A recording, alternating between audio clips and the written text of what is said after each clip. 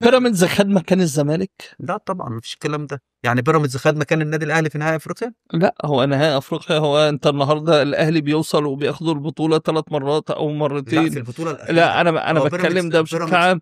لكن انت بقالك 20 سنه نادي الزمالك ما مش عارف توصل، او مش عارف توصل نهائي دوري الابطال، مش عارف اصلا تدخل دوري الابطال.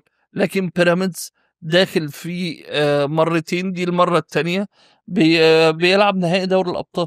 هي مش كده يا اسلام خالص. بلاش فكره ان بيراميدز خد مكان فلان او فلان. طب ما بيراميدز بينافس على الدوري، لو خد الدوري وخد افريقيا يبقى خد مكان النادي الاهلي؟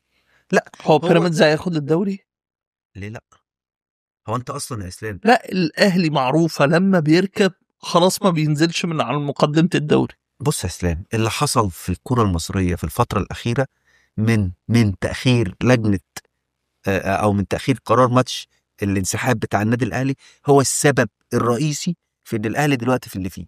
ليه؟ لان القرار ده لو كان اتاخد من بدري شويه كانت الامور اختلفت بشكل كبير جدا.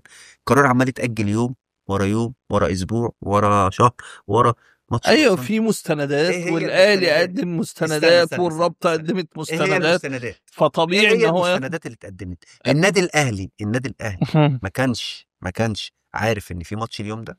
النادي الاهلي ما كانش في معسكر عشان يجي الماتش ده. والله الرابطه طلعت كابتن وقالت ميمي ان عبد الرازق قال كلمتين حلوه قوي قوي قوي قوي، موتني من الضحك. قال لك ايه؟ قال لك ان هو ايه الظرف الطارئ اللي منع النادي الاهلي من ان هو يروح؟ هل عباس العقاد وقف في سكتهم وهم جايين؟ يعني بصراحه هو ايه اللي منعك؟ يعني انت هتقول لي بقى حكام اجانب؟ لا، هو هو انت كان طالب حكام اجانب، خد وعود بحكام اجانب، من مين؟ وما من اتنفذتش مين؟ من الرابطه والمسؤولين عن اداره في ورق الدوري. بالكلام ده يا اسلام؟ هو في النهايه ده كلام مسؤولين. في ورق بالكلام ده؟ ده كلام مسؤولين. لا ماليش دعوه في ورق ان انت طلبت. طب هو الماتش ده حضرتك كنت في استوديو بعد مم. الماتش مستني الماتش، مم. القنوات الراعيه والشركه الراعيه كانت في الملعب، جمهور النادي الاهلي نفسه كان في الملعب. مم. لما جمهور النادي الاهلي نفسه راح الماتش مم. تقول لي النادي الاهلي لا هو ماتش انسحاب ويطبق عليه؟ طب ما الزمالك السنه اللي فاتت يا اسلام مش اعتذار. في فرق. بص يا اسلام، انا طلبت، النادي الاهلي طلب حكام اجانب صح؟ مم. ما تنفذلوش طلبه. الزمالك لما طلب بالعداله مم. في ترتيب الماتشات، تقسيمه الماتشات، شكل الماتشات، فرقه لعبه 20 ماتش وفرقه لعبه 8، مم. هل ده منطق؟ هل ده دوري؟ الزمالك طالب بحقه، ما اتعملش، وقال انا مش رايح. لا، هو الزمالك وقتها عمل مبرر لما خسر الدوري. قبل الموضوع ده يا اسلام، بعيد عن فوز او خساره الدوري، انا طلبت بالعداله. العداله اللي هي ايه؟ ان انت تمشيني زي السنه دي، ماتش بماتشه.